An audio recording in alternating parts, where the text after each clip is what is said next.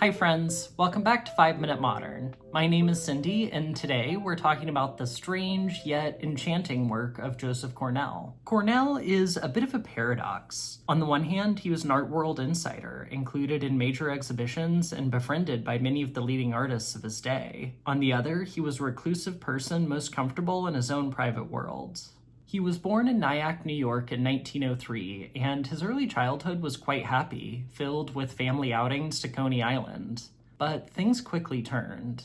In 1910, Cornell's brother Robert was born with cerebral palsy, a disability which would confine Robert to a wheelchair later in life. From the time of Robert's birth, the young Joseph Cornell felt a tremendous obligation to take care of his disabled brother.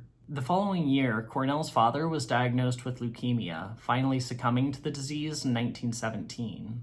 Upon their father's death, Cornell and his siblings learned that their late father had left them saddled with debt due to his spending habits.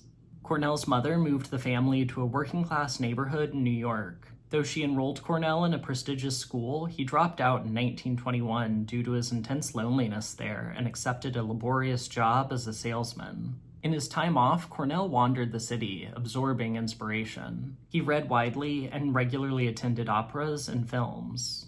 Through his wanderings, Cornell amassed a collection of various objects he'd found, ranging from rare books or prints to corks or postcards. Eventually, Cornell began keeping what he called dossiers, folders packed with the ephemera and knickknacks he'd brought home. In the early 1930s, Cornell became aware of the Surrealist movement flourishing in Europe, and particularly of their assemblage practice, in which disparate found objects were combined together to make new artworks. Inspired by this approach, Cornell began using the pieces he'd filed away in his dossiers to make collages, which he soon developed into his signature shadow boxes. In many ways, Cornell was at the cutting edge of modern art. Several years before the Surrealists immigrated to the United States and changed the course of American painting, Cornell was already building on their ideas to develop his own unique style of assemblage.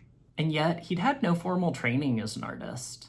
After working all day as a salesman, he would come home and work on his shadow boxes at night at the family's kitchen table. Though he initially bought pre-made boxes, Cornell soon learned to construct them himself, using layers of paint followed by heat exposure to age the exterior. Cornell often dedicated his work to other artists such as Juan Gris. Gris was a cubist painter who made collage elements central to his paintings, and as such was a sort of artistic forerunner to Cornell. Many commentators have remarked on the poetic nature of Cornell's interior assemblages, which in spite of their disparate elements, nonetheless cohere into works that feel immersive and interconnected. Cornell's work quickly received attention, earning him inclusion in major exhibitions like MoMA's Fantastic Art, Dada, and Surrealism show of 1936. By 1940, he'd quit his salesman job to work on his boxes full-time. He became friends with Marcel Duchamp and later Susan Sontag, and yet, in other ways, Cornell remained profoundly isolated. He never cared much for the fame and fortune that came with a career as a successful artist. He actually found it quite difficult to sell his pieces and regularly switched gallerists to avoid allowing one person too much control over his work. Cornell lived his entire adult life in a house in Queens with his mother and his brother Robert. He had a lecherous obsession with young women and often wrote in his diary about ogling those he'd seen wandering around the city. But in spite of his thirst for female companionship, he never married or even had any lasting relationships.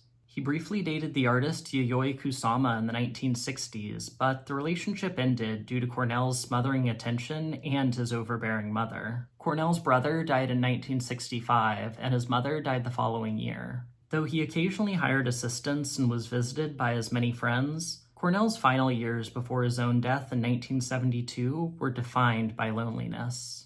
He had found success as an artist, but never managed to find the intimate connection he'd wanted. As critic Olivia Laing put it, Cornell remained isolated behind a pane of glass, much like his boxes. Looking into one of Cornell's boxes is a singular experience. It's a world that is unsettling and enchanting in equal measure. An inner sphere only a few inches across, yet as vast as the cosmos. Rich with mysticism, but also haunted, as though the boxes were built not so much to display their treasures as to house ghosts. Still, though they can be off-putting, I find Cornell's work to be enrapturing. The boxes conjure a world in which nostalgia has faded into reverie, in which magic grows tangible as time becomes abstract, in which everything happened long ago, but nothing ever ends. Thanks so much for joining me on this one. I hope you enjoyed taking a look at this really unique artist, and I hope you learned something new. Please remember to like and subscribe, and I'll see you in the next one. Bye.